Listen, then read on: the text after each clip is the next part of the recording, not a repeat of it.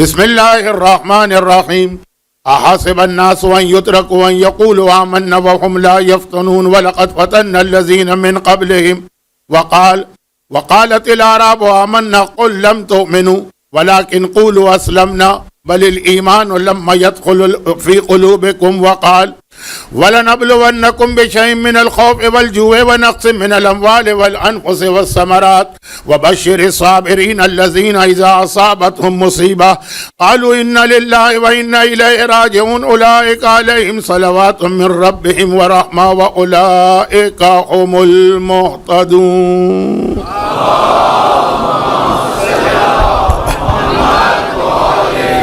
ایام اضحیٰ کے اس 5ویں عشرے کی کہ جو عشرہ زینبیہ بھی کہلاتا ہے، آج ہماری نویں مجلس ہے اور جو سبجیکٹ ٹاپک عنوان ہے اس پر 7ویں گفتگو، سورہ مبارکہ عنکبوت اور سورہ حجرات۔ اس کی یہ 2 آیتوں کی مسلسل تلاوت کی جا رہی تھی، اور پھر یہ جو سورہ بقرہ کی آیت ہے یہ بھی سورہ عنکبوت کی آیت کی تفسیر۔ قرآن کا اصول تو آپ کو پتہ ہے کہ القرآن یفسر بعضہ بعضا، قرآن ہی کی ایک آیت دوسری آیت کی تفسیر کیا کرتی ہے، تو یہ سورہ بقرہ کی آیت پھر ایک طرح سے سورہ حجرات اور عنکبوت کی آیتوں کی تفسیر۔ تو اب ذرا سا 1-2 جملے ان لوگوں کے لیے بھی تاکہ ذرا سا ان کا ربط مل جائے اگر وہ یہ مجلس سن رہے ہیں، کیونکہ جب آپ نے دیکھا نا کہ جہاں سے داخلہ ہے وہاں سے یہاں تک خاصا فاصلہ، اور مرثیہ چل رہا تھا اور بہت ہی شدت کا مرثیہ تھا، لیکن اس راستے میں نے دیکھا کہ اکثر مومنین اپنے ٹیلی فون کے اوپر موبائل پر پتہ نہیں کیا کیا دیکھ رہے تھے اور کیا میسیجز آ رہے۔ میری آئی سائٹ بہت کمزور ہے لیکن اب الحمدللہ ابھی تک میں اندھا نہیں ہوا ہوں، تو اس اعتبار سے کہ وہ اور زیادہ ان کی توجہ کم ہو جائے گی اگر ان کی سمجھ میں ہی نہیں آیا کہ یہ 7ویں مجلس کے اندر موضوع پر 7ویں مجلس، ویسے 9ویں مجلس ہے، 7ویں مجلس کے اندر جو بات ہو رہی ہے اس کا ربط کیا ہے؟ تو عنوان یا ٹاپک یا سبجیکٹ ہے کہ ایمان لانا کافی نہیں ہے، اس کی کچھ ڈیمانڈز ہیں، کچھ ریکوائرمنٹ ہیں، کچھ تقاضے ہیں۔ اور اگر ہم کربلا کو اپنے سامنے رکھیں، ایک سوال جب کبھی مجھے عشرہ زینبیہ یا چیلم کا عشرہ پڑھنے کا موقع ملتا ہے اس امام بارگاہ میں اور یا پھر دنیا میں کسی اور جگہ پر، تو ایک سوال میں اکثر کیا کرتا ہوں شب 40، اور اس کا جواب پھر میں خود ہی 40 کے دن دیتا ہوں۔ تو بہت سارے لوگوں نے کئی بار سوال بھی سنا، کئی بار جواب بھی سنا، کیونکہ اب تو مجھے بھی یاد نہیں کہ کتنے سالوں سے میں 40 کی مجلس پڑھ رہا ہوں، لیکن سوال بھی مختصر ہے، جواب بھی مختصر ہے، تو اگر وہ تکرار ہو رہی ہوگی تو اتنا زیادہ وہ آپ پر گراں نہیں گزرے گی کہ آپ ایک بار پھر اپنے واٹس ایپ کے اوپر جھک جائیں کہ کیا کیا دلچسپ خبریں یہاں وہاں سے وصول ہو رہی ہیں۔ سوال یہ ہے کہ وہی کربلا ہے، وہی آقا حسین ہے، وہی مصائب ہیں، وہی روضہ ہے، جو زیادہ بڑا دن ہے اس میں لوگ کم کیوں ہیں، جو اس کے مقابلے میں چھوٹا دن ہے اس میں لوگ زیادہ کیوں ہیں؟ یعنی اگر آج 40 کی رات اور 40 کا دن کربلا میں آقا حسین کی زری کی زیارت کرنے والے مثلا 20 ملین ہیں، 2 کروڑ ہیں، تو عاشورہ تو 40 سے بڑا دن ہے۔ عاشورے کے اندر 20 ملین کیا 10 ملین کیا 5 ملین بھی مشکل سے ہوتے ہیں۔ کیوں؟ وہی محبان اہل بیت ہیں، وہی ظاہر ہیں، وہی آقا حسین کی زری کی تڑپ اور تمنا رکھنے والے۔ اب اس کا ایک جواب تو آپ کے ذہن میں خود ہی آ گیا ہوگا، اور میں اس جواب کو بھی اصل جواب جو ہے وہ کل آئے، لیکن یہ جو جواب آپ کے ذہن میں آیا ہے اس کو میں آج کی مجلس میں اس لیے بھی بتا رہا ہوں کہ آپ نے جب سے ہوش سنبھالا یہ سنا ہوگا، بلکہ ہوش سنبھالنے سے پہلے سے ماں کے شکم میں یہ سننا شروع کر دیا ہوگا کہ مومن کی 5 علامتیں بتائی گئی ہیں، جن میں زیارت عاشورہ نہیں ہے، زیارت 40۔ اور یہ حدیث آج کی رات اور کل کی صبح کی مجلس میں دنیا بھر میں تلاوت کی جا رہی ہوگی کہ مومن کی 5 نشانیاں ہیں، جس میں 51 رکعت نماز کے فوراً بعد زیارت اربعین۔ تو یہ تو ایک جواب آپ کے ذہن میں آیا ہوگا کہ چونکہ روایت میں زیارت اربعین کو مومن کی پہچان قرار دیا گیا ہے، اس لیے اس کثیر تعداد میں لوگ اربعین کے دن کربلا معلیٰ پہنچتے ہیں جو عاشورہ کے دن بھی نہیں پہنچ پاتے۔ مگر جو اصل اس کا جواب ہے، کیونکہ یہ جو اگر جواب کسی کے ذہن میں بھی آیا نا تو پھر وہی سوال آ جائے گا کہ چلے اس حدیث کی وجہ سے لوگ جاتے ہیں، مگر اس حدیث میں بھی امام نے پھر اربعین کو کیوں عاشورے پہ ترجیح دی ہے خالی اس حدیث میں؟ ورنہ یاد رکھیں کہ عاشورہ انشاءاللہ بات کل ہوگی۔ تو یہ گفتگو نکلی تھی کہ اربعین کی رات، اربعین کا دن مومنین کرام کی خاصی بڑی تعداد آتی ہے۔ ایمان خالی اپنے آپ کو مومن کہنے سے حاصل نہیں ہوتا ہے، اس کی کچھ ریکوائرمنٹ ہیں جو کربلا کے تناظر میں ہم دیکھ رہے تھے۔ کربلا، سورہ عنکبوت کی آیت، سورہ حجرات، بہت اہم سورہ، سورہ حجرات ایک اعتبار سے، اچھا یہ لفظ جب میں کہتا ہوں نا تو فوراً مجھے احساس ہوتا ہے کون سا لفظ؟ اگر میں کوئی آیت تلاوت کروں اور کہوں کہ یہ آیت بہت اہم ہے، کوئی سورہ حوالہ دوں اور کہوں کہ یہ سورہ بہت اہم، فوراً احساس ہوتا ہے کہ یہ کہیں توہین قرآن تو نہیں ہو رہی۔ اس کا مطلب یہ تو نہیں ہے کہ میں میسج دے رہا ہوں کہ قرآن کی آیتوں کی 2 قسمیں، کچھ اہم آیتیں کچھ غیر اہم آیتیں۔ کہیں ایسا تو میں پیغام نہیں دے رہا ہوں کہ قرآن کے سوروں کی 2 کیٹیگریز، یہ اہم سورے ہیں، یہ غیر اہم سورے ہیں۔ قرآن کی ہر آیت اہم ہے، قرآن کا ہر سورہ اہم ہے، لیکن جب یہ جملہ زبان پہ آتا ہے تو اس کا مقصد ہوتا ہے کہ جس عنوان پہ بات کی جا رہی اس کے حوالے سے اس میں زیادہ اہم پیغام، دوسری آیت دوسرے پیغام کے حوالے سے وہ بھی اتنی ہی اہم ہے۔ بعض اوقات کچھ وضاحتیں اس لیے کرنا پڑتی ہیں کہ آج کل سوشل میڈیا والوں کو ویوز چاہیے ہوتے ہیں، لائکس چاہیے ہوتے ہیں، اور وہ ایسی ہی چیزوں سے ملتے ہیں کہ کسی پہ تہمت لگائیں، کسی پہ الزام لگائیں، کسی کے خلاف پروپیگنڈا کریں، ایسا تھم نیل بنائیں کہ ہر آدمی سوچنے کو مجبور ہو جائے، دیکھنے کو مجبور، کم از کم ایک کلک کرنے کو مجبور ہو جائے، چاہے اس کے بعد اس کلپ کے اندر اس تھم نیل سے متعلق کوئی بات نہ ہو۔ خیر یہ ایک اپنا الگ موضوع ہے، ہر پڑھا لکھا جانتا بھی ہے پھر بھی اسی پہ عمل کرتا ہے۔ سورہ عنکبوت اور سورہ حجرات، سورہ حجرات اس اعتبار سے بہت اہم کہ اس کا آغاز ہی اس میسج سے ہو رہا کہ مومن کو پیغمبر سے کس طرح سے ان کا احترام ملحوظ رکھتے ہوئے ڈیلنگ کرنا۔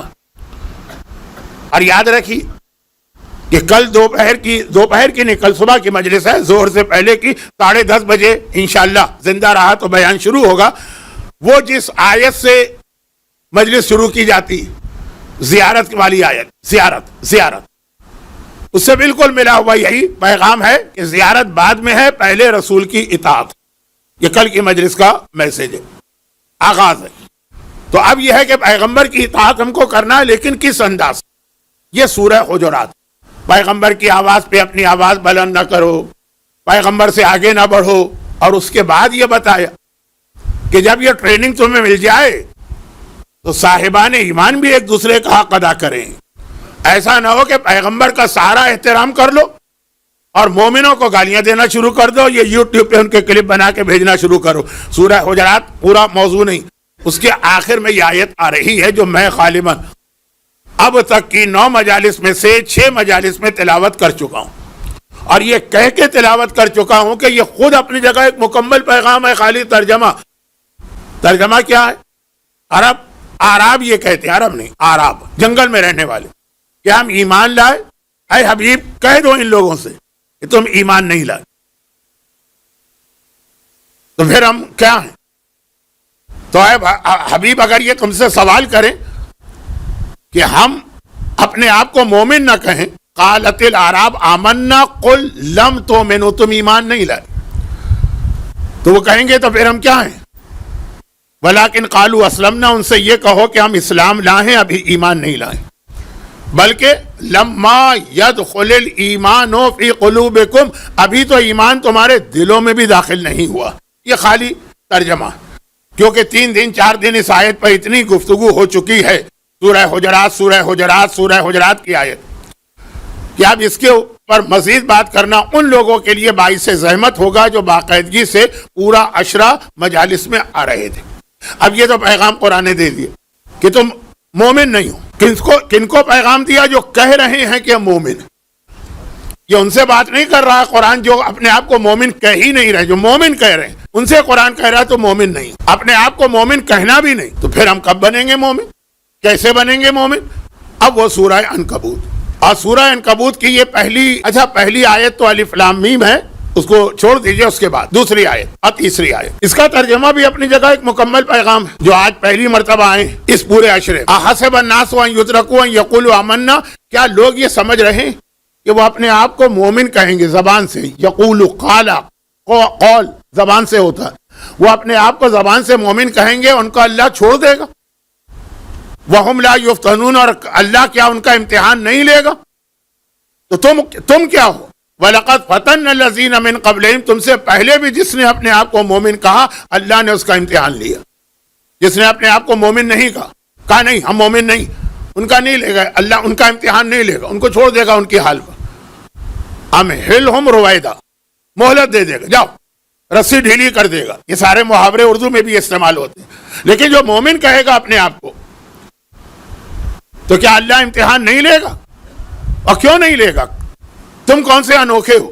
تم سے پہلے بھی جس نے اپنے آپ کو مومن کہا ہم نے اس کا امتحان لیا، اور پھر دو دن بات ہوئی، حضرت ابراہیم جیسا خلیل خدا نبی، حضرت داؤد جیسا خلیفہ خدا نبی، ان سب کا امتحان لیا گیا۔ کیوں؟ فَلَيَعْلَمَنَّ اللَّهُ الَّذِينَ صَدَقُوا وَلَيَعْلَمَنَّ الْكَاذِبِينَ، تاکہ اللہ کو پتہ چل جائے کہ سچا مومن کون ہے اور جھوٹا مومن کون ہے۔ یہ جھوٹا مومن میں نے نہیں بنایا یہ لفظ، وَلَيَعْلَمَنَّ الْكَاذِبِينَ۔ اتنی عربی تو ان کو بھی آتی ہے جنہوں نے کبھی عرب دنیا میں بھی قدم نہیں رکھا۔ کاذب مانے جھوٹا۔ جھوٹا مومن کون ہے؟ یعنی مومنوں میں کیٹیگری ہے جھوٹا، اور جھوٹے اور سچے کا فرق پتہ چلتا ہے امتحان سے۔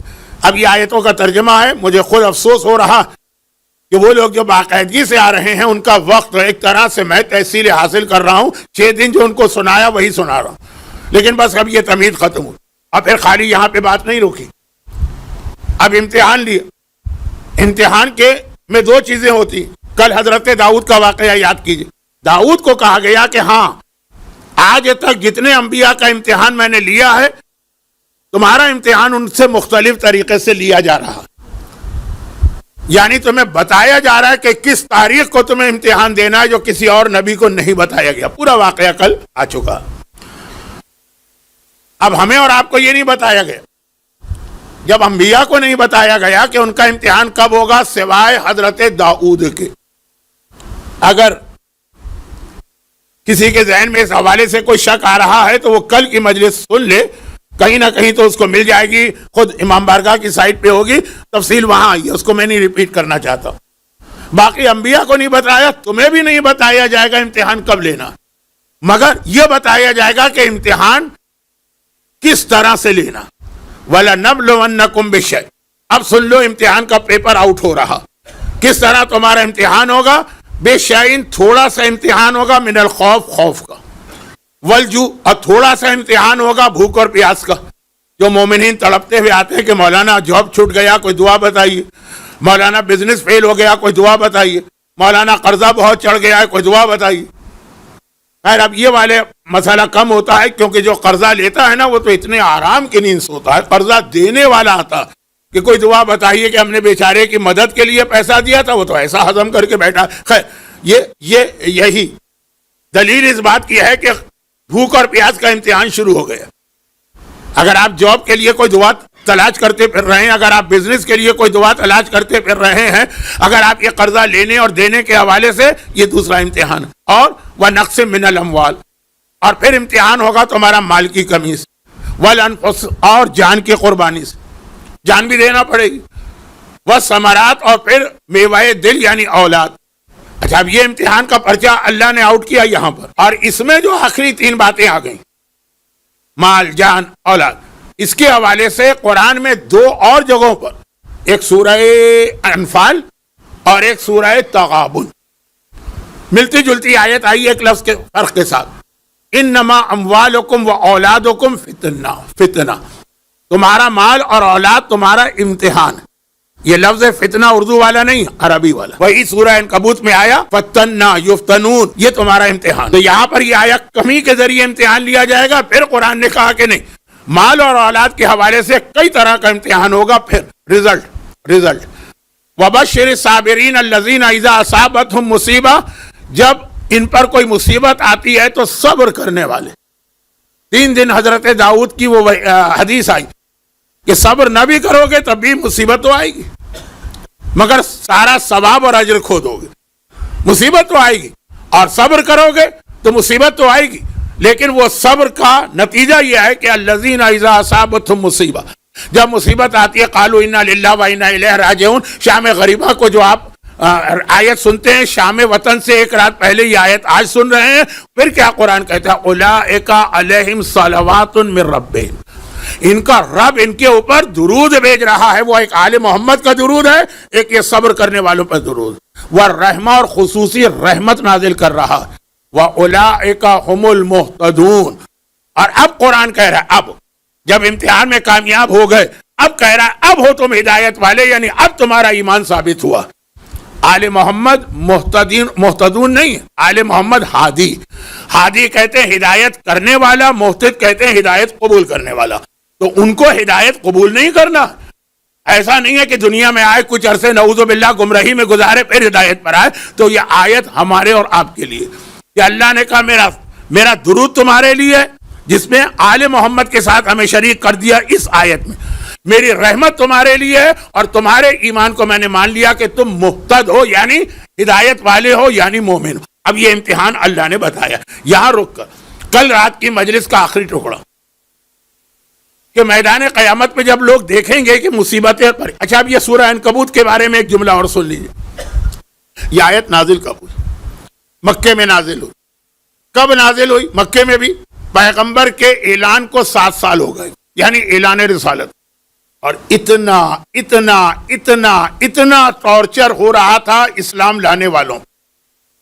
شروع کے 3-4 سال اتنا ٹارچر نہیں ہوا، کیونکہ مکے والے سمجھ رہے تھے کہ ایک بچوں کا کھیل ہے. ایک آدمی آیا ہے، اس نے ایک نئی آواز لگائی ہے. ہمارے کچھ نوجوان تو ہر نئی آواز کے پیچھے دوڑ پڑتے ہیں، وہ اس کی باتوں میں آ گئے. لیکن یہ سال 6 مہینے 2 سال میں ختم ہو جائے گا مسئلہ. تو ابھی زیادہ پہلا جو مرحلہ تھا وہ زیادہ کس بات کا تھا؟ پیغمبر تبلیغ کرتے ہیں، کچھ بچے اور نوجوان ان کی بات مان لیتے ہیں، اور قریش مکہ اور ان کے سردار بیٹھ کے ہنستے ہیں، ٹھٹا لگاتے ہیں، مذاق اڑاتے ہیں، تالیاں پیٹتے ہیں. یہ پہلا مرحلہ. لیکن جب 2-3 سال کے بعد دیکھا کہ نہیں، یہ تو جمتے چلے جا رہے ہیں، ان کی تعداد بڑھتی چلی جا رہی. اب مظالم کا آغاز ہوا، لیکن اسی انداز سے کہ پہلے ہلکے پھلکے ظلم. یہ ہیں تو انہی کے فیملی ممبرز نا، اور یہ ہیں تو انہی کے غلام اور کنیزیں نا، انہی سرداروں کے. مکے کے اندر اسلام قبول کرنے والے کوئی الگ سے مخلوق، کوئی ایلین مخلوق، کوئی خلائی مخلوق، کوئی آسمان سے اترے ہوئے لوگ نہیں تھے تو انہی کے. تو ظلم شروع ہوئے، لیکن ابھی ذرا ہلکے ظلم. ماں نے کھانا بند کر دیا، باپ نے بات چیت بند کر دی، بزنس میں کمی کر دی، ضروریات پوری کرنے سے انکار کر دیا. یہ ساری تاریخ ہے جو میرے ذہن میں. موصب ابن عمیر مکے کا کیسا نفیس نوجوان تھا، باپ نے کپڑے دینا بند کر. اب یہ الگ بات، بہت بات پھیل رہی ہے. ابھی تو آدھا مجلس کا وقت تقریباً ہونے جا رہا ہے اور میں موضوع پر آیا نہیں. تو خلاصہ یہ کہ 2-3 سال اس پہ گزرے.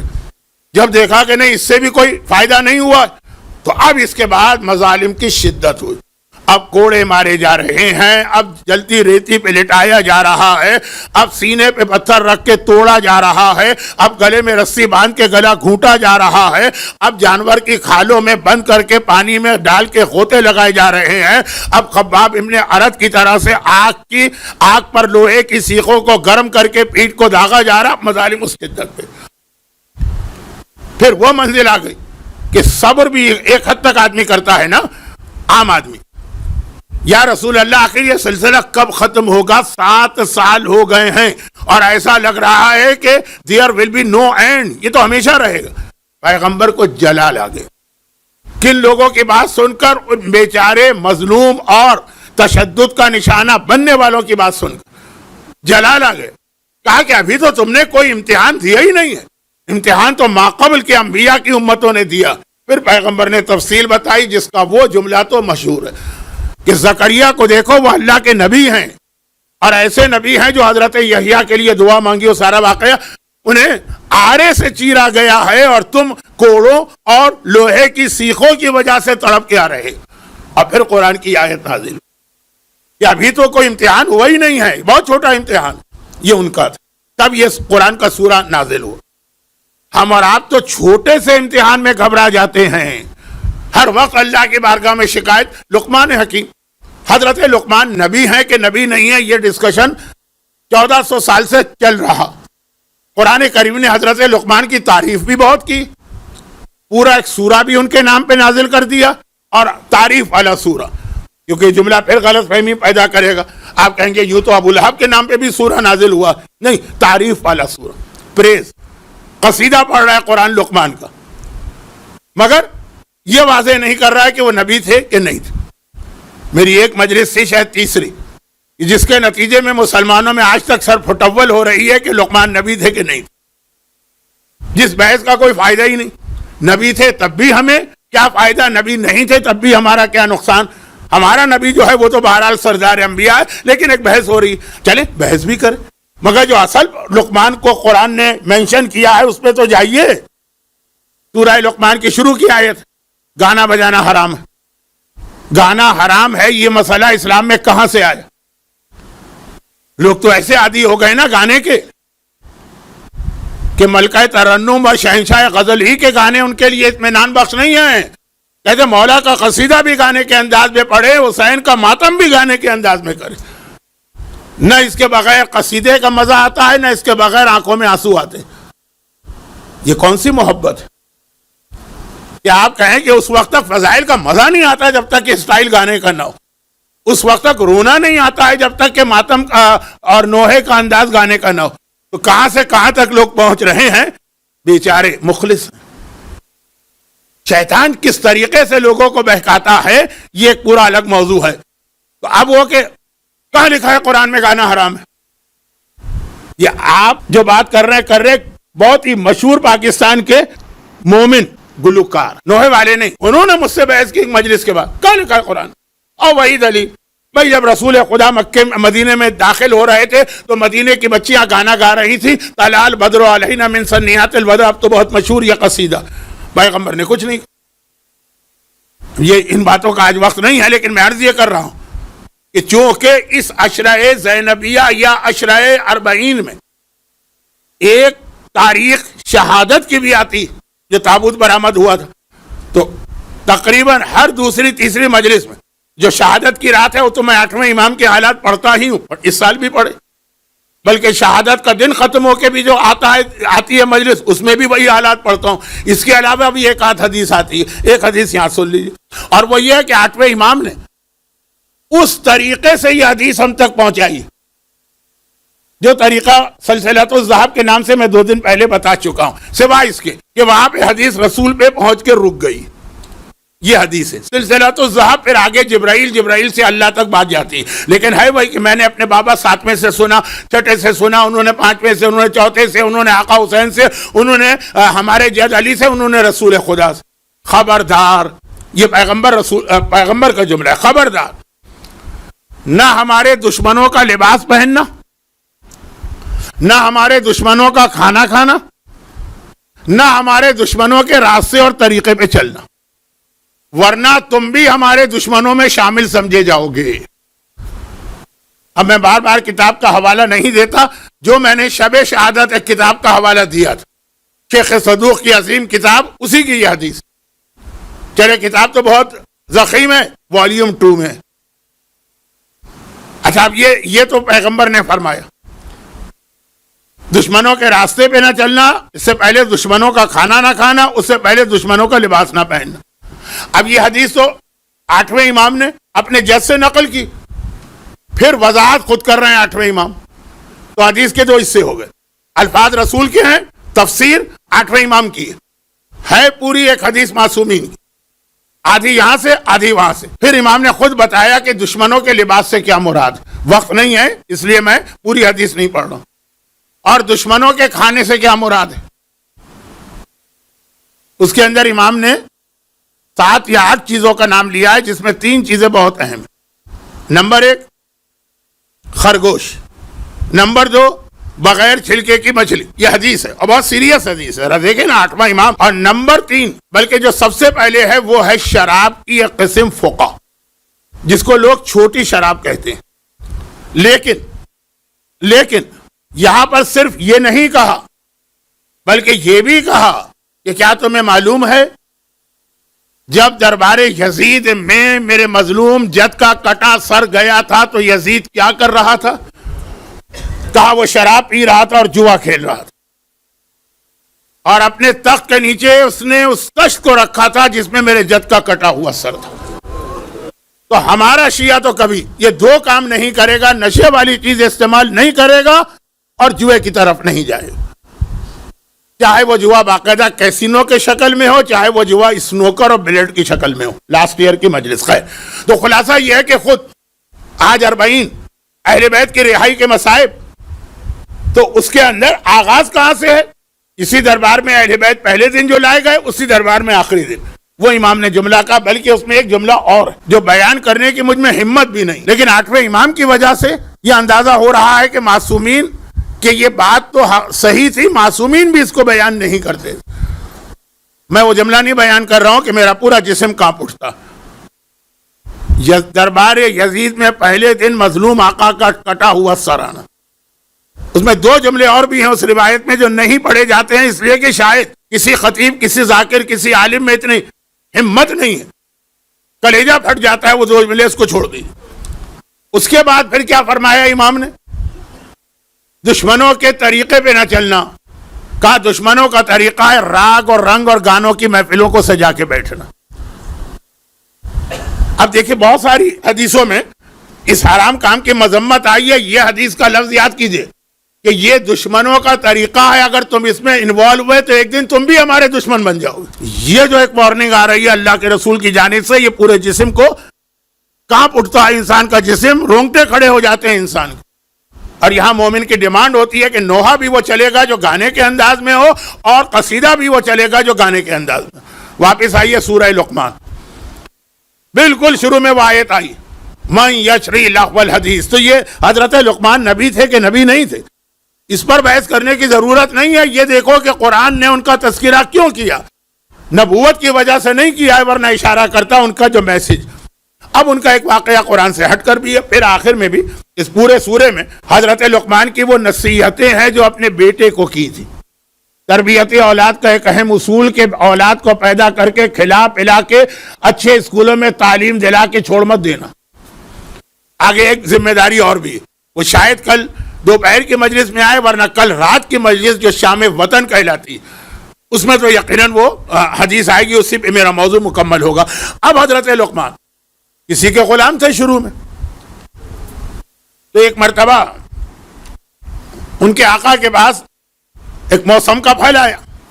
اچھا کچھ پھل ایسے ہوتے ہیں کہ جب وہ میٹھے نکلتے ہیں تو بہت ہی میٹھے، اور کڑوے نکلتے ہیں تو بہت ہی کڑوے. تو اب وہ پھل استعمال کرنے سے پہلے آدمی تھوڑا سا ٹکڑا چکھتا ہے کہ یہ میٹھا ہے کہ کڑوا. بیچ کی کیٹیگری نہیں، ایک ہے میٹھا، ایک ہے کڑوا، ایک ہے کوئی ذائقہ ہی نہیں، بہت ہی کڑوا، جیسے آپ کا گلا کوئی گھونٹ رہا. اب ایسے کاموں کے لیے عموماً غلام رکھے جو ہوتے ہیں نا، ان کی یہ ذمہ داری کہ آقا نے پھل کٹوایا کا ایک ٹکڑا تم کھا لو. وہ جو رپورٹ دے گا تو آقا بھی کھائے گا. تو اسی طرح کا کوئی موسمی پھل آیا، آقا نے ایک غلام سے وہ پھل کٹوایا، پہلے ٹیسٹنگ کے لیے حضرت لقمان کو دیا. لقمان نے وہ ٹکڑا جیسے خربوزے کی بھانک ہوتی ہے منہ میں رکھا، بڑے آرام کے ساتھ کھا لیا. اب آقا دیکھ رہا، چہرے کے تاثرات بالکل نارمل، سمجھ گیا کہ یہ پھل میٹھا. اس نے بھی کھایا، اوہو، ایسا لگا جیسے کسی کا گلا گھونٹ دیا گیا ہے اور زہر سے بھی زیادہ سخت اور کڑوی چیز گلے سے اتر رہی، تھو کر کے. وہ تو ہو گیا. کہا لقمان تمہیں ہوا کیا ہے؟ یہی پھل میں نے تجھے کھلایا، وہی سیم چیز. بہت آرام کے ساتھ کھا گئے، تمہاری وجہ سے میں دھوکے میں آ گیا.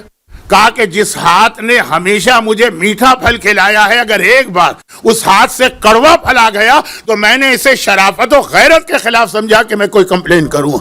یہ تو کوئی بھی واقعہ نہیں. اللہ جس نے سینکڑوں نہیں، ہزاروں نہیں، لاکھوں نعمتیں دی ہیں، اگر وہ کبھی ہمارا امتحان لے اور کوئی چھوٹی مصیبت ہمارے گھر میں آ جائے، کربلا والوں جیسی نہیں، کوئی بیماری آ جائے, کوئی روزی کا مسئلہ آ جائے, کوئی خاندانی جھگڑوں کا مسئلہ آ جائے, اللہ سے کمپلین, دعا کر سکتے ہو مسئلہ حل ہونے کی, کمپلین نہیں.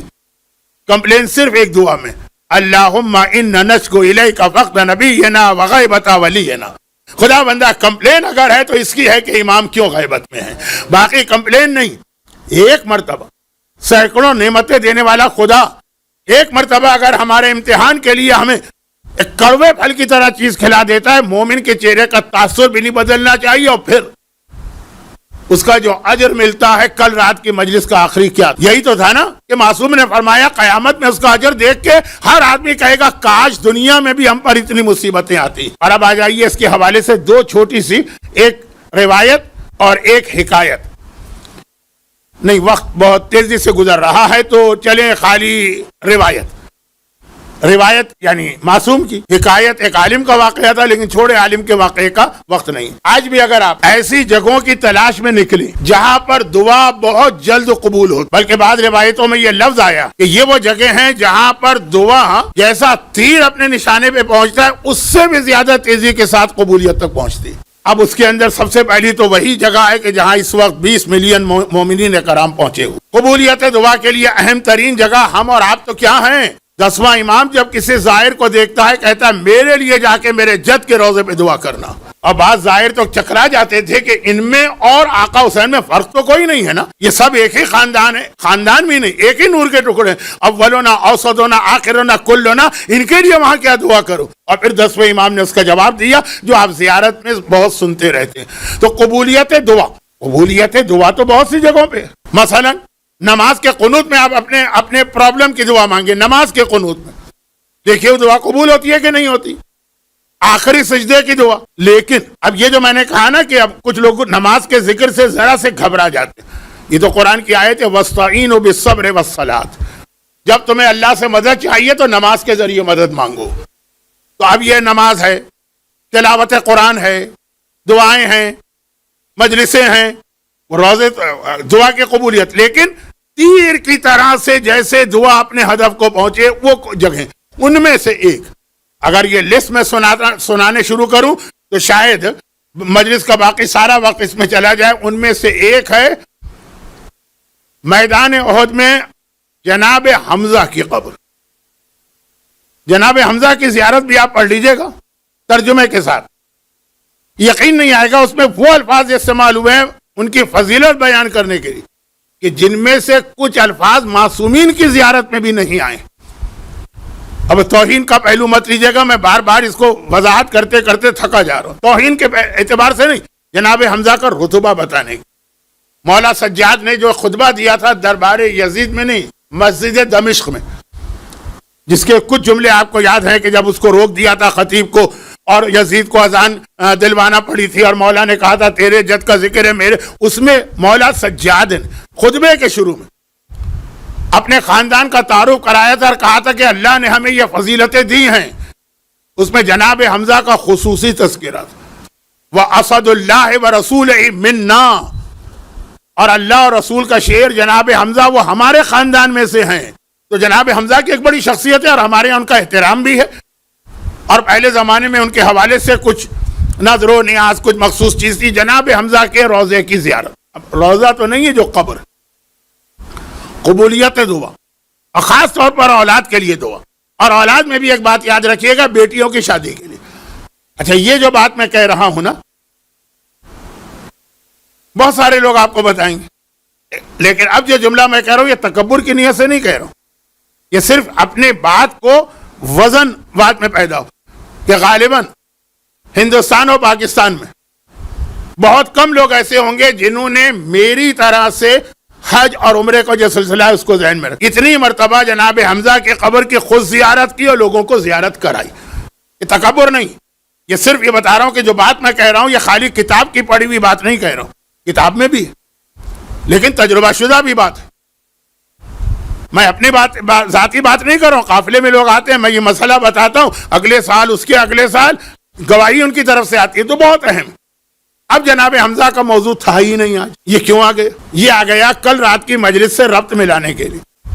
کل رات کی مجلس کے آخر میں ایک جملہ جو آیا کچھ لوگوں کو شاید ذرا سا وہ جملہ جذباتی لگا ہو کہ نہیں یہ کیا, میدان قیامت میں مومن کہے کہ کاش میرا بھی جوان بیٹا دنیا میں مر جاتا، کاش میرا جاب بھی چھوٹ جاتا، کاش مجھے بھی کینسر کی بیماری ہو جاتی.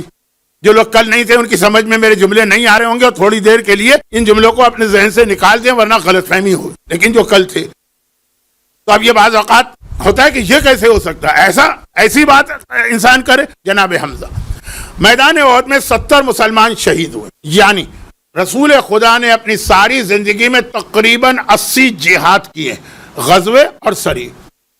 ان میں 79 میں یہ 80 کا لفظ آیا اس حدیث سے جس میں 10ویں امام نے کہا کثیر کا مطلب 80 ہوتا. وہ جو متوکل کی ماں نے منت مانی تھی کہ مال کثیر دوں گا، پھر جھگڑا ہو گیا کہ مال کثیر کتنا مال دے. بھئی ایک عام آدمی ہے، اس کے لیے شاید 50 درہم کثیر، اور ایک بل گیٹس کی طرح سے ہے، اس کے لیے تو شاید 1 ملین بھی کثیر نہ ہو. تو کتنا؟ اس نے تو خالی کہا کثیر. تو امام نے کہا قرآن نے کیا کہا؟ لقد نصرکم اللہ فی مواطن کثیرہ، ہم نے تمہاری کثیر جنگوں میں مدد کی ہے. کتنی جنگیں تھیں؟ 80. یہاں تک 10ویں امام کا استدلال. تو کثیر کا مطلب ہے 80. تو 80 درہم دے دو اے متوکل کی ماں، تیری منت پوری ہو جائے گی. تو 80 جنگیں، اس میں 79 کے اندر جتنے ملا کے شہید ہوئے ہیں وہ بھی میدان احد کے شہیدوں سے کم. ٹوٹل 79 ایک طرف، ایک احد ایک طرف. اب یہاں اللہ کے رسول نے ایک عجیب طریقہ اختیار کیا. جیسے میدان کربلا میں آپ جاتے ہیں تو معلوم ہے سارے شہید گنج شہیدہ میں ایک ساتھ ہیں. کل رات کے مصائب صرف 4 یا 5 شہید ایسے ہیں جو الگ دفن ہوئے. اس میں بھی 3 تو ایک ہی زری میں آ گئے، آقا، علی اکبر، علی اصغر. پھر جناب عباس، اس کی وجہ بھی کل آ گئی. پھر اور پھر حبیب ابن مظاہر، باقی سب ایک جگہ. پیغمبر نے میدان احد میں جب دفن کیا 67 کو ایک جگہ دفن کیا. ایک ہی، یعنی ہے ایک ہی باؤنڈری وال. ایک طرف 67 ہے، دوسری طرف 3 ہے. اچھا اگر جناب حمزہ الگ دفن ہوتے تو سمجھ میں آتا. جناب حمزہ کا رتبہ، جناب حمزہ کا اسٹیٹس، جناب حمزہ کو اس وقت سید الشہداء کا ٹائٹل ملا تھا. لیکن ان کے ساتھ 2 اور کیوں ہیں؟ انہیں یہ 2 اور کو توہین والا جملہ نہ بنے، اسپیشل ٹریٹمنٹ کیوں دیا جا رہا ہے؟ باقی 67 سے ہٹ کر سب ایک جنگ میں شہید ہوئے. یہ 2، ان میں سے ایک ہے موصب ابن عمیر، جن کا ابھی میں نے مجلس کے شروع میں ذکر کیا. ان کے بھی بڑے اہم حالات ہیں، لیکن ابھی تو میرا آج کا موضوع شروع نہیں ہوا اور مجلس کا وقت ختم ہو گیا. لیکن زندہ رہا تو مجھے 2 مجلسیں ابھی اس عشرے میں اور پڑھنا. ایک کل دوپہر کی مجلس، غالباً 10:30 کا ٹائم ہے، غالباً نہیں یقیناً میرا بیان، مجلس تو شاید پہلے شروع ہوگی، وہ اعلان سن لیجئے گا. اور دوسری کل رات کی، تو یہ بات پوری ہو جائے. ایک موصب ابن عمیر ہے، بہت اہم رول ہے ان کا اسلام میں. میں تو بعض اوقات حیران ہوتا ہوں جب مجلس میں یہ نام لیتا ہوں اور مجمع کے انداز سے لگتا ہے کہ ان کے سر پہ سے یہ نام گزر گیا، ان میں سے اکثر نے سنا ہی نہیں کہ کون ہے، جبکہ کتنا اہم ان کا رول ہے. کچھ تو وجہ ہے کہ پیغمبر نے الگ دفن کیا، اور الگ بھی اس طرح نہیں کہ 3 الگ الگ قبریں بنائی گئی. وہی جو کربلا کے اندر آقا حسین ہے کہ ایک ہی قبر، 3 قبریں ہیں ایک دوسرے کے، ایک کے پائنتی دوسرے کو دفن کیا، دوسرے کے پائنتی تیسرے کو. دیکھنے والے کو لگے گا 18 فٹ کی قبر ہے، وہ 3 الگ الگ. تیسرے ہیں عبداللہ جہش، انہیں کیوں الگ دفن کیا؟ موصب کا تو ایک بہت بہت بہت اہم رول. عبداللہ جہش کا کوئی ذکر نہیں ہے تاریخ میں سوائے اس ایک واقعے کے، جس کی وجہ سے ان کو باقی 67 شہداء احد سے الگ کر کے، جیسے اب کربلا کے شہیدوں میں اگر کسی کو الگ کر کے آقا حسین کے ساتھ دفن کیا جائے تو وہ خود اس بات کی دلیل ہوگی کہ اس شہید کا کارنامہ کو اتنا بڑا. عبداللہ جہش ٹھیک ہے، پیغمبر کے فرسٹ کزن ہیں. جب دیکھیے احد کی لڑائی تھی، پیغمبر کے فرسٹ کزن تھے. ان کی شہادت کے بعد پھر ان کی بہن سے پیغمبر کی شادی ہوئی تو دوسرا رشتہ بھی بن گیا. ان کا صرف ایک جملہ ہے، اور اس جملے کے نتیجے میں اللہ نے انہیں یہ رتبہ عطا کیا کہ 67 شہداء جو ان کے ساتھ میدان احد میں شہید ہوئے بھاگے نہیں ہیں، یہ وہ تھے جو شہید ہوئے، لڑے. اس ایک جملے کی وجہ سے ان کو ایک اسپیشل ٹریٹمنٹ ملا. اور وہ جملہ کیا تھا؟ اور وہ یہ تھا کہ جس وقت جنگ احد شروع ہوئی اس وقت یہ اور ان کے ایک دوست بیٹھ کر دعا کر رہے تھے. اس کے بعد جنگ میں گئے. مومن ہر اچھے کام کا آغاز دعا سے کرتا ہے. بھائی آپ نے کوئی نیا بزنس شروع کیا، آپ پہلے دعا کریں گے اللہ اس میں برکت دے. نیا جاب آپ نے سٹارٹ کیا، پہلے آپ دعا کریں گے کہ یہ آپ کا جاب باقی رہے. کوئی بھی آدمی کام کرے، مکان خریدتا ہے، شادی کرتا ہے، دعا. تو بہت ہر جہاد میں بھی پہلے دعا کر رہے تھے. ان کے دوست کی دعا یہ تھی کہ خدا بندہ کل میں ایسا جہاد کروں کہ مسلمان کامیاب ہو جائیں. عام طور پہ یہی دعا کی جائے گی، کل جا رہے ہیں جہاد کرنے تو ہمیں کامیابی ملے. عبداللہ جہاز نے ایک خاص دعا کی. یہ ایمان کا تقاضا ہے، یہ ہے ایمان.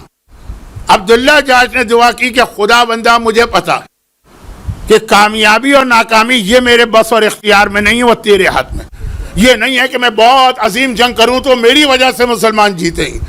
وہ کائنات میں صرف ایک انسان گزرا ہے جس کی وجہ سے ہر جنگ جیتی گئی، صرف ایک.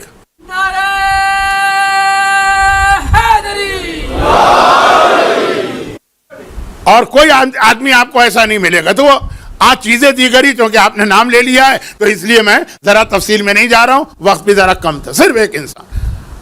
بدر -علی 0 مسلمان ناکام.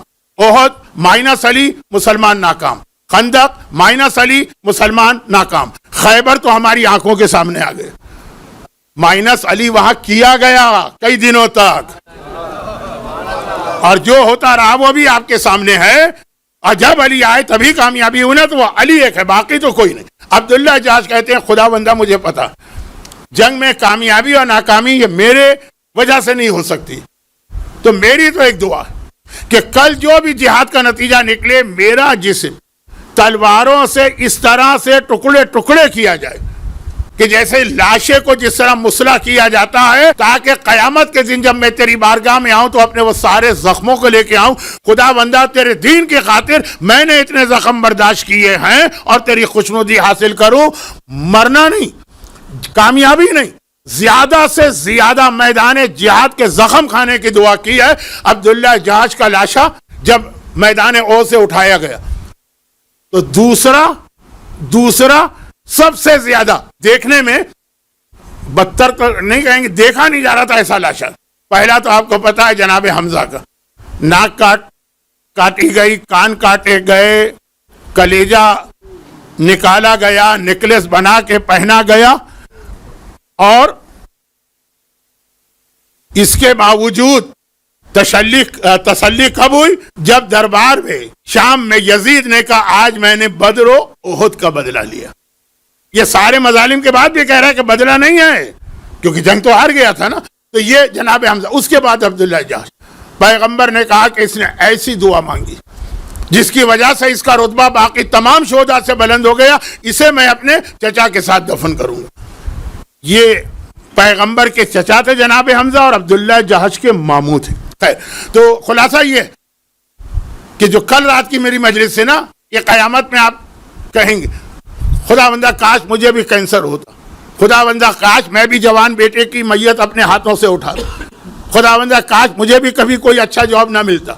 وہ ذرا سا انداز بھونڈا تھا، میں خود مانتا ہوں، لیکن بات یہی تھی، یہی پیغام کہ عبداللہ جہاز نے کہا خدا بندہ مجھے پتا ہے کہ میں کون سا ایسا طاقتور ہوں کہ پوری جنگ میری وجہ سے جیتی جائے، میں یہ نہیں کر سکتا، لیکن جتنے زخم میں کھا کے تیری بارگاہ میں جاؤں گا.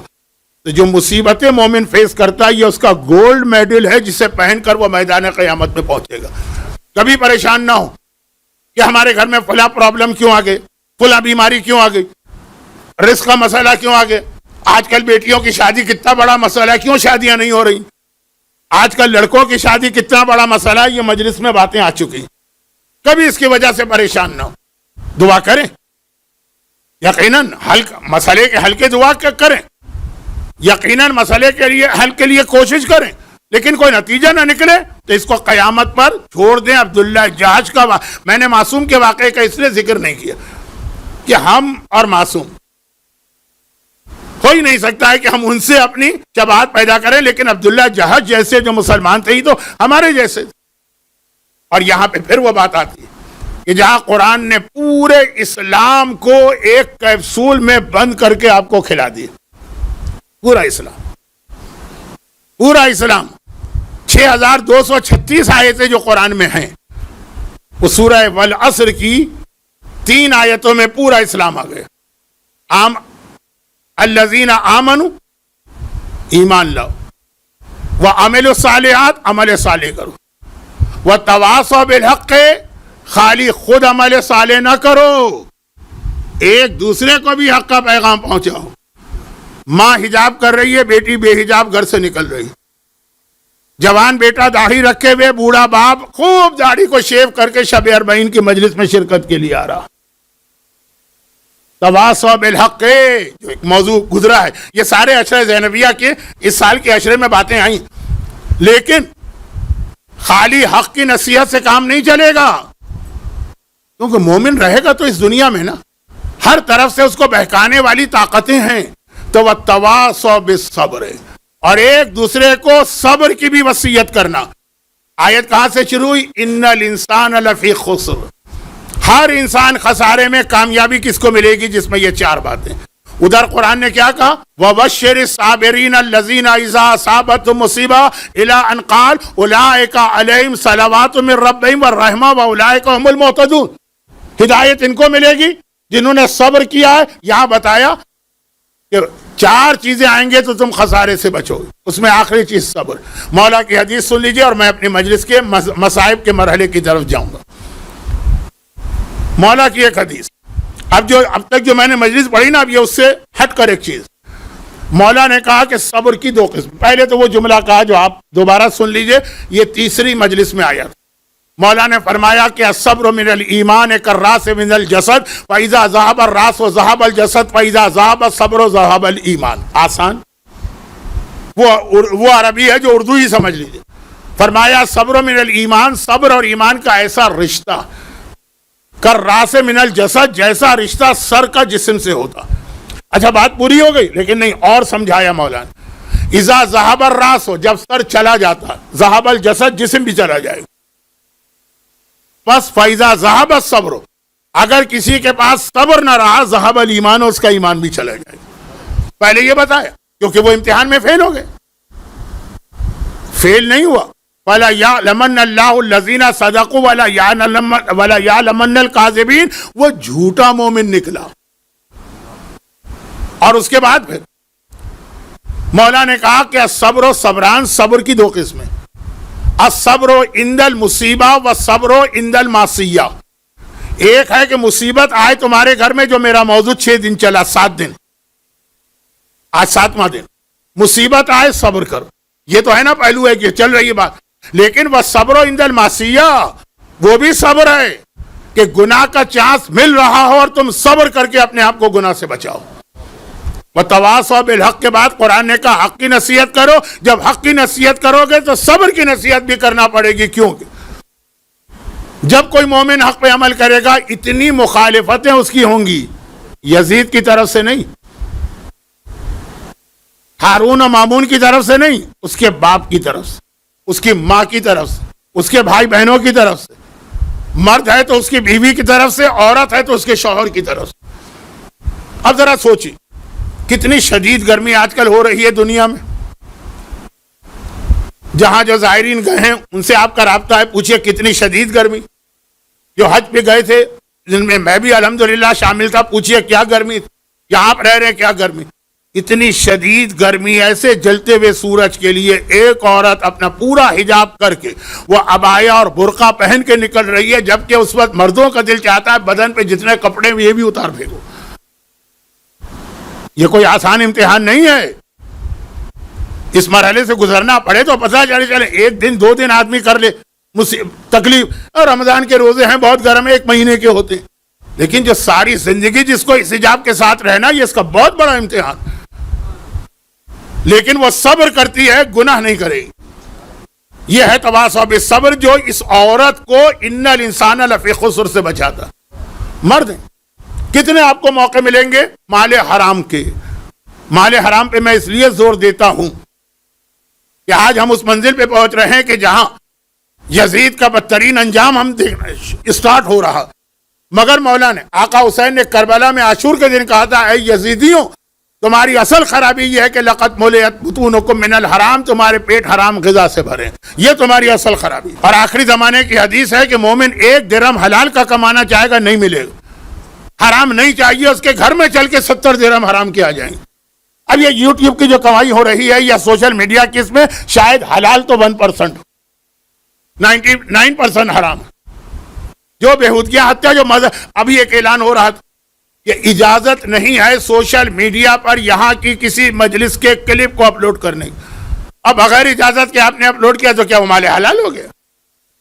وہ تہمتیں، وہ غیبتیں، وہ ادھر ادھر سے کٹنگ کر کے ایڈٹ کر کے کسی عالم کا کوئی کلپ دے دینا، کوئی مال حلال ہو گیا؟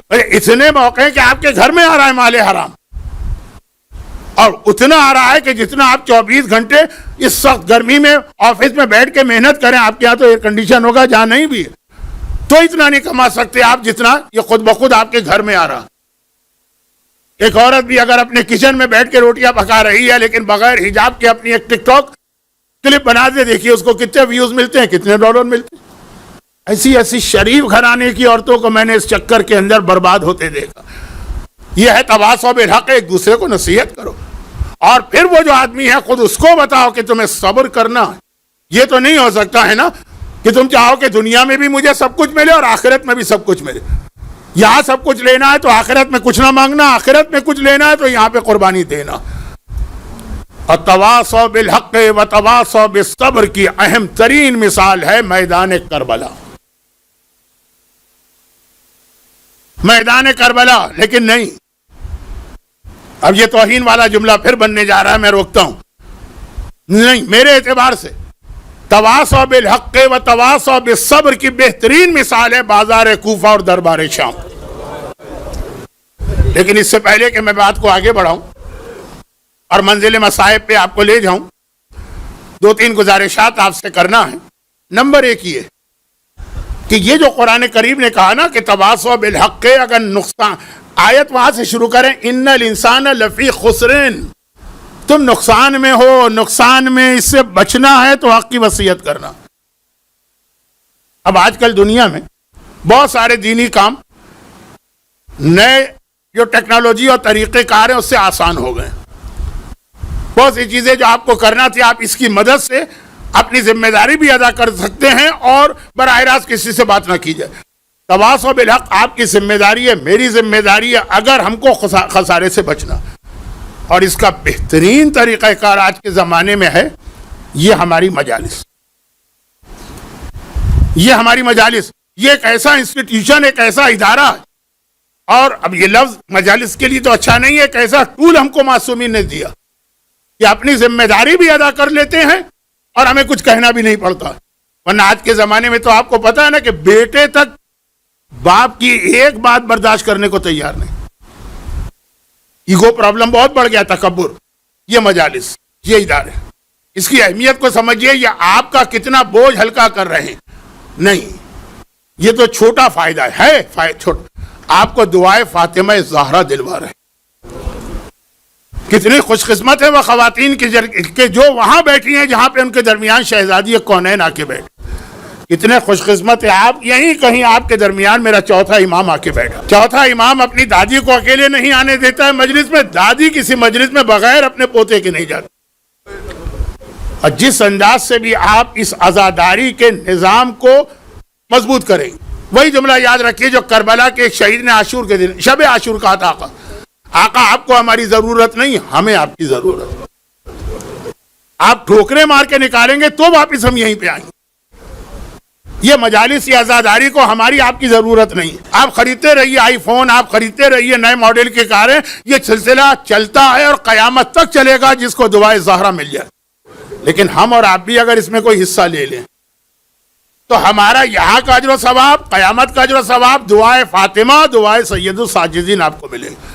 اور پھر اگر اس قسم کے امام بارگاہ ہوں جیسے امام بارگاہ علی رضا، اس قسم سے کیا مراد ہے؟ باقی ہیں 10 دن محرم کی مجلس، پہلے اشرے میں مجلس ہو گئی، 5 دن چیلم میں ہو گئی، ایک مجلس ولادت میں محفل ہو گئی، ایک شہادت میں ختم ہوا۔ پورا سال ایام عزا کے 69 ڈیز مسلسل آپ مجالس یہاں سن رہے ہیں، اور اس کے بعد بھی سلسلہ ختم نہیں، پورا سال۔ یہاں تو زیادہ اب میں یہ لفظ کہنا نہیں چاہتا لیکن بس محاورتاً کہہ رہا ہوں، یہاں زیادہ ضرورت ہے آپ کی کمک کی. ضرورت کسی امام بارگاہ کو، کسی صف اعضاء کو، کسی انسان کی ضرورت نہیں. جیسا میں نے کہا، ہم زیارت اربعین مومن کی شناخت ہے، پہچان ہے، علامت ہے. اور زیارت امین اللہ جس کو میں بہت زیادہ اہمیت دیتا ہوں، 8-10 سال سے لوگ سن رہے ہیں کہ زیارت امین اللہ چوتھے امام کی طرف سے ہم کو ملی. باقی ساری زیارتیں چوتھے امام کے بعد ملنا شروع ہوئی ہیں سوائے زیارت امین اللہ کی. اور اس کا آخری جملہ ایسا ہے کہ جو یہ زیارت پڑھے گا یا سنے گا، جب امام آئیں گے تو باقی لوگ امام کی خدمت میں جائیں گے. ان لوگوں کے لیے امام خصوصی ڈیلیگیشن بھیجیں گے کہ جاؤ یہ زیارت امین اللہ جو پڑھنے والے ہیں ان کو لے کے میرے پاس آؤ. اب یہ خصوصی ڈیلیگیشن کا مطلب کیا ہے کہ اگر وہ مر چکے ہیں تو یہ امام کی طرف سے فرشتے ان کی قبروں میں جا کے ان کو بڑے احترام سے اٹھا کے لائیں گے. زیارت امین اللہ بھی بہت اہم ہے کیونکہ وقت نہیں ہے. ایک گزارش میری یہ ہے کہ عام طور پر عام مجلسوں میں روزانہ کی بیان ختم ہوتا ہے، نوحہ شروع ہوتا ہے، لوگ ایک آدھ جملے میں شریک ہوتے ہیں، پھر گھر چلے جاتے ہیں. آج قیامت کی رات، عاشور کی رات کے بعد اہم ترین یہ مصائب کی رات. کل کا دن عاشور کے دن کے بعد اہم ترین دن ہے. تو اگر کوئی شرعی مجبوری نہ ہو، جیسے میری مجبوری، میرا بڑھاپا، میری بیماریاں، پھر 1.25 گھنٹے کی ایسی مجلس جس میں آپ سے میں نے ایک نعرہ بھی نہیں چاہا، ایک صلوات پڑھنے کا وقت بھی نہیں دیا، تو میرے لیے ذرا کھڑا ہو کر شریک ہونا مشکل ہے.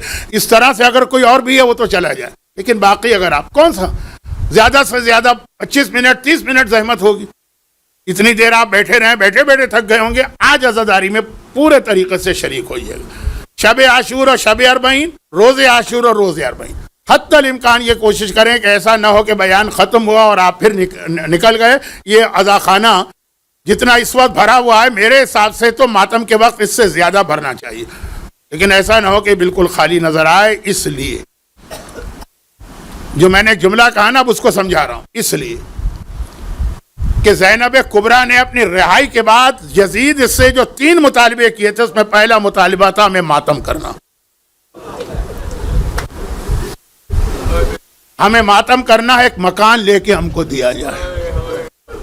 وہ جملہ میں شروع میں نہیں کہنا چاہتا تھا کہ کہیں وہ مصائب کا آغاز نہ بن جائے، اب کہہ رہا ہوں.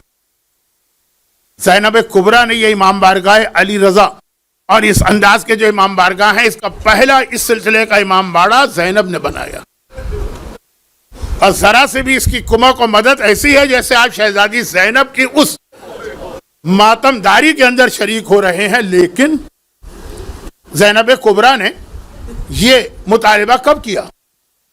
میں نے لفظ درخواست نہیں کہا، یہ توہین ہے شہزادی کی، اور جہاد کربلا کو سمجھا ہی نہیں اس نے، مطالبہ کیا.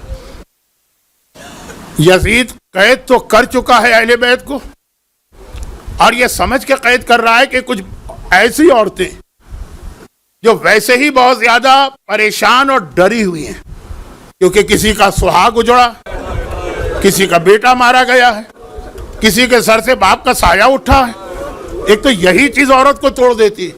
اور پھر خالی یہ نہیں ہے، کوئی بچیاں تماچے کھاتی بھی آئی ہیں،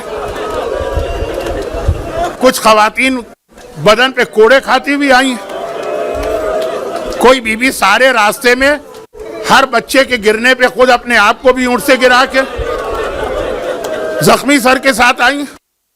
اور ہم نے ایک ایسے قید خانے میں ان کو رکھا ہے تو یہ تو اور زیادہ سہم گئے ہوں گے، ڈر گئے ہوں گے ہم جیت جائیں گے. لیکن 1 سال کی قید ایک روایت کے حساب سے، نتیجہ الٹا نکلا.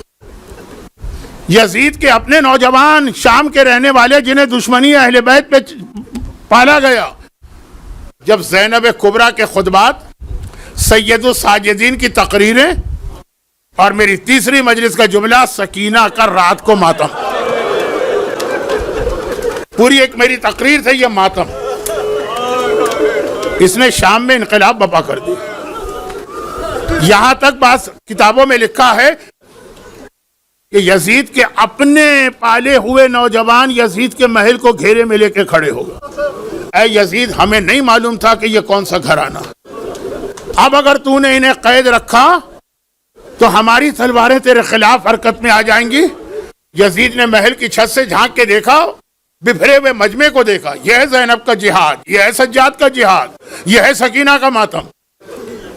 لیکن یہ اتنا جو میں نے جملہ کہہ دیا اتنا آسان نہیں ہے. سجاد نے جتنے زخم کھا کے یہ جہاد کیا ہے وہ ذہن میں رکھیے گا.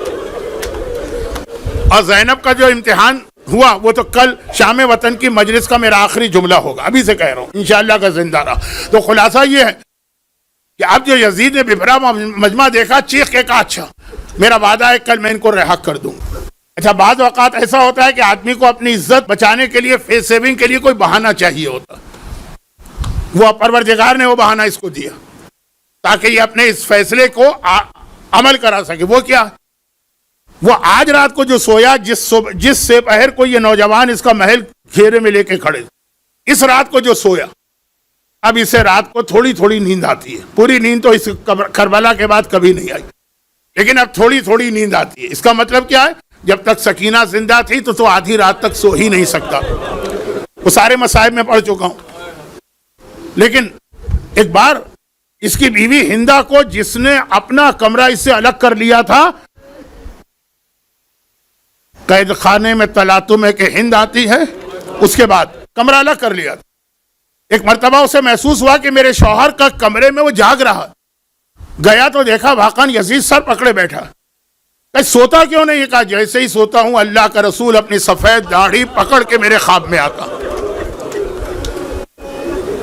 اور کہتا ہے کہ میرے حسین نے کیا بگاڑا تھا جو حسین سے تیرا اختلاف تھا, میری بیٹیوں نے تیرا کیا نقصان کیا. اب ایک جملہ میں کہتا ہوں, پتہ نہیں کوئی خواب دیکھا کہ اس نے اگلے دن کے قدم کے لیے اپنی فیس سیونگ کے لیے جملہ کہا. ہندا نے اس کے سر پہ 2 ہتھر مارا اور کہا کہ پھر ان کو رہا کیوں نہیں کرتا. کہا اچھا میں کل رہا کروں گا. اگلا دن آیا, یزید دربار میں پہنچ گیا. جو وقت ہے مولا سجاد قید خانے میں, سیدانیہ قید خانے میں. یزید کا غلام آتا ہے اور کہتا ہے فرزند رسول یزید نے آپ کو دربار میں بلایا. میرے مظلوم آقا کھڑے ہوئے. آسان نہیں ہے یہ جملہ, آپ کی طرح سے نہیں کھڑے ہوئے. گلے میں توق ہے, ہاتھوں میں ہتھکڑی ہے, پاؤں میں بیڑی ہے. بیمار تو کربلا سے چلا رہا. میرے مظلوم آقا کھڑے ہوئے, جتنی بھی مشکل سے چلنے لگے. زینب آ کے لپٹ گئی, سجاد بیٹا عاشور کی سپہر بھیا سے وعدہ کر کے آئی تھی کہ میں تیری حفاظت کروں گی, ظالم کے دربار میں تجھے اکیلے نہیں جانے دوں گا. میرے مظلوم آقا نے کہا پھوپھی اماں آج کا دن مختلف ہے. علم امامت ہے نا. پھوپھی اماں آج یزید نے کسی اور وجہ سے بلایا ہے, آج آپ اطمینان رکھیے. بس امامت نے کہہ دیا, زینب کے لیے کافی. یہ جملہ یاد رکھیے, یہ کل کی 2 میں سے ایک مجلس کا عنوان ہے.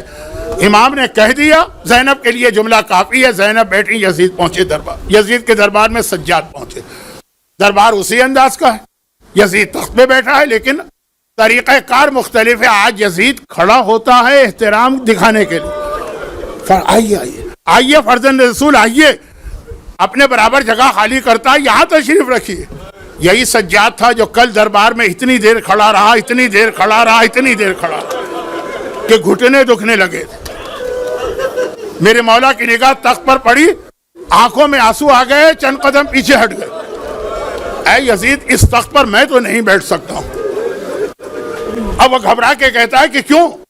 یہ جگہ میں نے آپ کے لیے بنائی ہے. کہا یہ وہی تخت تو ہے نا جس کے نیچے تشت میں میرے بابا کا کٹا ہوا سر لا کے رکھا گیا. ہاں یہ جوان و غیرت مند بیٹا اس تخت پہ قدم کیسے رکھے؟ یزید نے سر جھکا لیا. فرزند رسول اب جو ہو گیا سو ہو گیا. اب میں آپ سب کو رہا کرنا چاہتا ہوں.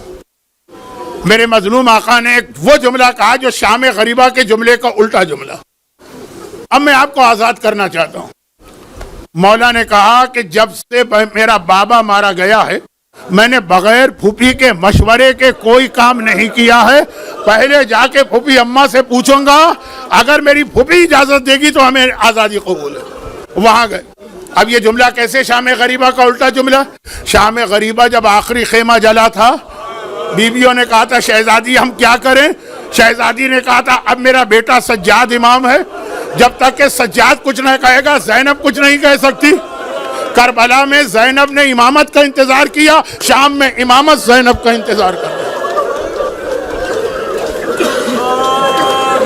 آئے قید خانے میں پھوپھی اماں، یزید جو ہے ہمیں رہا کرنا چاہتا، بس زینب کو جلال آ گیا، کہا کہ اگر وہ رہا کرنا چاہتا ہے تو ہماری 3 شرطیں، اگر یہ شرطیں پوری کرے گا تو زینب رہائی قبول کرے گی، ورنہ زینب کو آزاد نہیں ہونا۔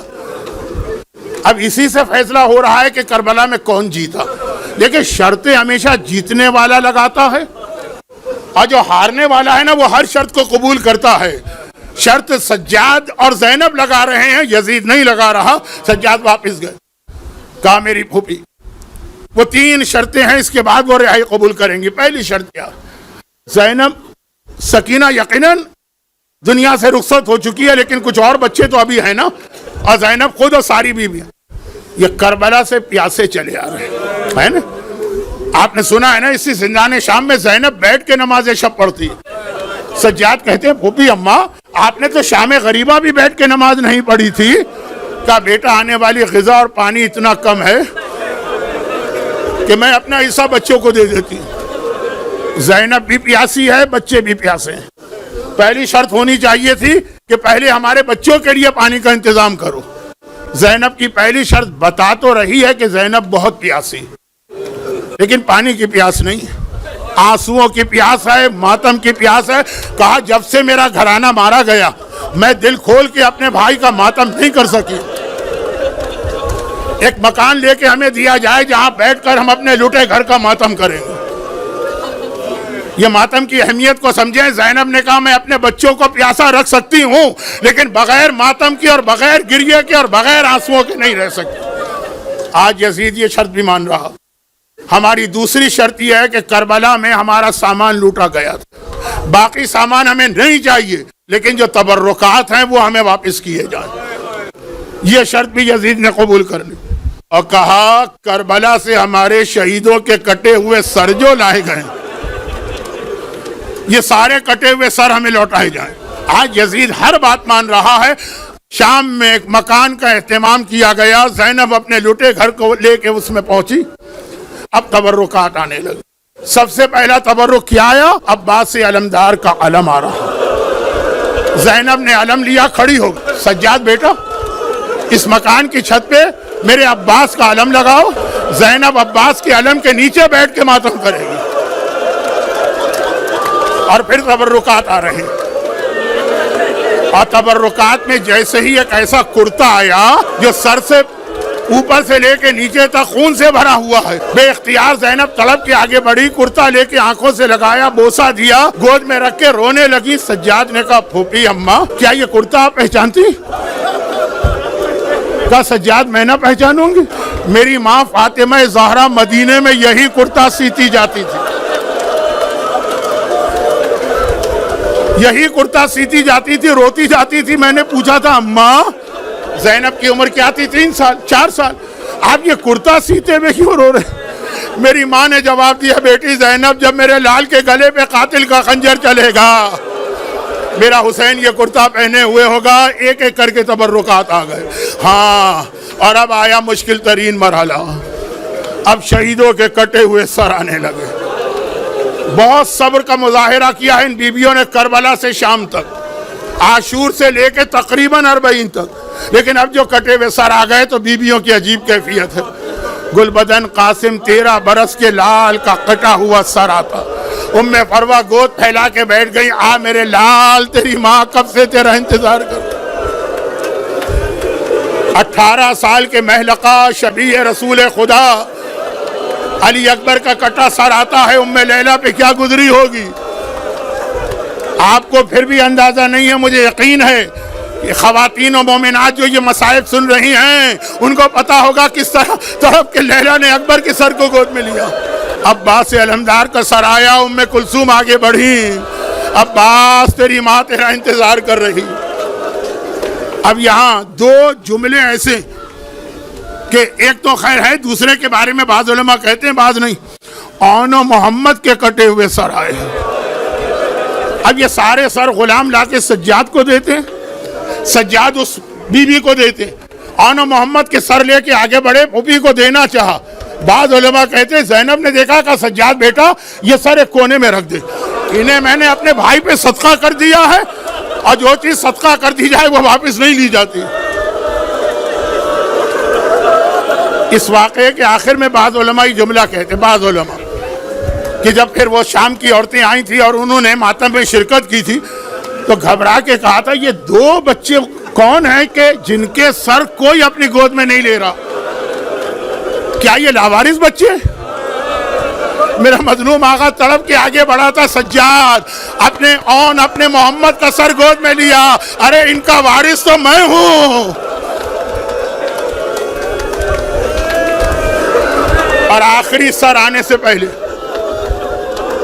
اب میں نہیں سمجھ سکتا کہ کس طرح سے میں خود سمجھوں اور آپ کو سمجھاؤں، جب علی اصغر کا ننھا سا سر آیا، ششماہے کا کٹا سر آ رہا ہے، رباب رباب رباب، اب مجھ سے نہیں پڑھا جا رہا اگلا جملہ، لیکن آخر میں جو سر آیا، جیسے ہی وہ سر آیا ساری بیویوں نے اپنے اپنے وارثوں کے سر ایک طرف رکھے، بڑے احترام کے ساتھ کھڑی ہو گئی، کٹے ہوئے سر کا رخ کیا، ایک بار سب نے وہ زیارت پڑھی جو کل آپ پڑھیں گے، السلام علیکہ یا ابا عبداللہ، ارے مظلوم آقا ان کنیزوں کا سلام لیجئے۔ 3 دن ماتم ہوا، چوتھے دن یہ قافلہ چلا، زینب کبریٰ کو خبر ملی، سجاد نے کہا پھوپھی اماں اونٹ آ گئے ہیں، سواریاں آ گئی ہیں، آج محمل و عماری کے ساتھ ہیں۔ زینب باہر آئیں، سواریاں دیکھیں، فوراً چلی گئی۔ سجاد بیٹا میں ان سواریوں پہ نہیں جاؤں گی۔ مولا نے کہا پھوپھی اماں کیوں؟ کہا کہ اس پہ ریشمی پردے لٹکائے گئے ہیں، اب زینب ریشمی پردوں میں بیٹھنے کے قابل نہیں ہے، پردے بدلے جائیں، کالے پردے لٹکائے جائیں تب زینب جائے گی۔ اب بس آخری جملہ میرا، قافلہ چلا، شہر کے باہر جا رہا ہے، زینب نے کہا سجاد بیٹا یہ قافلہ کہاں جا رہا؟ کہا پھوپھی اماں ہم کو رہائی ملی، ہم باہر جا رہے ہیں۔ کہا نہیں، ابھی میری ایک امانت شام میں موجود ہے، پہلے مجھے میری بچی کی قبر پہ لے کے جاؤ۔ قافلہ موڑا گیا، زندان شام نظر آیا، زینب اتری، ننھی سی قبر کو دیکھا، قبر پہ ہاتھ رکھ کر کہا سکینہ بیٹی تیری پھوپھی بہت شرمندہ ہے، کربلا سے لائی تھی، شام میں چھوڑ کے جا رہی ہے، مگر تیری پھوپھی کا وعدہ ہے میں پلٹ کے اسی شام میں آؤں گی، قیامت تک تیرے ساتھ رہوں گی۔ اور شام کی عورتیں جو آ چکی، کہا کہ اے شام کی عورتوں تم صاحب اولاد ہو، تمہیں پتا ہے کہ چھوٹے بچے اندھیرے میں بہت ڈر جاتے، اور یہ بچی تو ویسے ہی بہت ڈری ہے، تماچے کھاتے ہوئے آئی ہے، کوڑے کھاتے ہوئے آئی ہے، روزانہ شام کو آ کر اس کی قبر پہ چراغ جلا جانا۔